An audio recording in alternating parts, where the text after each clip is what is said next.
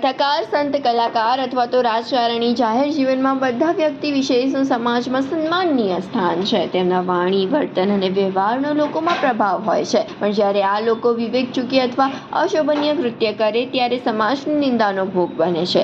આજે એવી જ એક ચર્ચા રાજેશગીરી બાપુના નિવેદન પછી ઉઠી છે. રાજેશગીરી બાપુએ સિમરની કથામાં કોળી અને ઠાકોર સમાજ વિશે વિવાદિત નિવેદન કર્યું. તેમની સાથેના વૈવાહિક સંબંધને કલંક ગણાવાયા. રાજુ બાપુનું આ ઘોર જાતિવાદી નિવેદન સામાજિક વૈમનસ્ય ફેલાવનારું સાબિત થયું. પરિણામે 9 દિવસની કથા 6 દિવસમાં સમેટાઈ ગઈ. વિડીયો બનાવી ઠાકોર કોળી સમાજની માફી પણ માંગી. આ મામલે ઠાકોર સમાજના આગેવાનોએ ભેગા થઈને સરખેજ પોલીસ સ્ટેશનમાં આવેદનપત્ર આપ્યું હતું અને રાજેશગીરી બાપુને સમગ્ર ગુજરાતમાં કથા ના કરી શકે તેવી માંગ પણ સમાજે કરી હતી.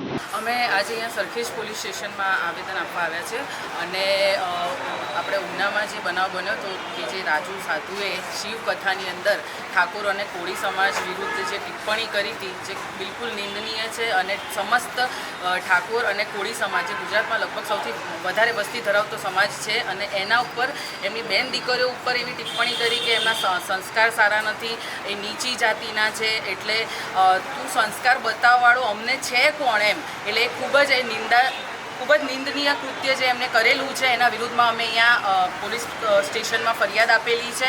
અમે દરેક જિલ્લામાં અને સમસ્ત ઠાકોર સમાજ આજે એક થયો છે અને દરેક જગ્યા ઉપર આવેદન આપીશું અને દરેક પોલીસ સ્ટેશનમાં ફરિયાદ આપીશું કે એને કડકમાં કડક સજા થાય અને કોઈ પણ ભોગે માફ કરવામાં ના આવે અને રાજુનો કોઈ પણ જાતની કથા એને કરવામાં જ ના આવે ને એનો સંપૂર્ણ ગુજરાતમાં કોઈ પણ એક સિંગલ પણ કથા ના થાય ને એનો બહિષ્કાર કરવામાં આવે એ માંગ સાથે અમે આજે અહીંયા પોલીસ ફરિયાદ આપેલી છે.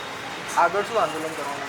આગળ આંદોલનમાં એવું છે કે અમે દરેક જિલ્લામાં દરેક તાલુકામાં ઠાકોર સમાજને કહ્યું છે કે આપણે દરેક જગ્યા ઉપર કાયદાકીય રીતે લડત આપવાની છે, કેમ કે આજે એને ઠાકોર અને કોળી સમાજ વિરુદ્ધમાં જે કહેવાય ને કે કથા એક વ્યાસપીઠ જે સૌથી પવિત્ર જગ્યા માનવામાં આવે છે એવા વ્યાસપીઠ ઉપરથી ખુલ્લેઆમ કોઈ પણ શરમ વગર એને આ આવું સ્ટેટમેન્ટ આપ્યું છે કે ઠાકોર અને કોળી એટલે સમાજ વિરુદ્ધ એને બોલવાનો કોઈ હક નથી અને એ અમને સંસ્કાર શીખવાડવા જાય છે તો એના પોતાના સંસ્કાર ક્યાં ગયા કે વ્યાસપીઠ ઉપરથી એક કથાકાર તરીકે આવું સ્ટેટમેન્ટ આપે છે, એટલે એને કોઈ પણ ભોગે છોડવામાં નહીં આવે અને આ લડત અમે આખા ગુજરાતમાં કરીશું અને કાયદાકીય રીતે એનો કોઈ પણ ભોગે એની જે માફી છે સ્વીકારવામાં નહીં આવે અને લડીશું અને એને કાયદાકીય રીતે જેલના સળિયા પાછળ નખાવીશું.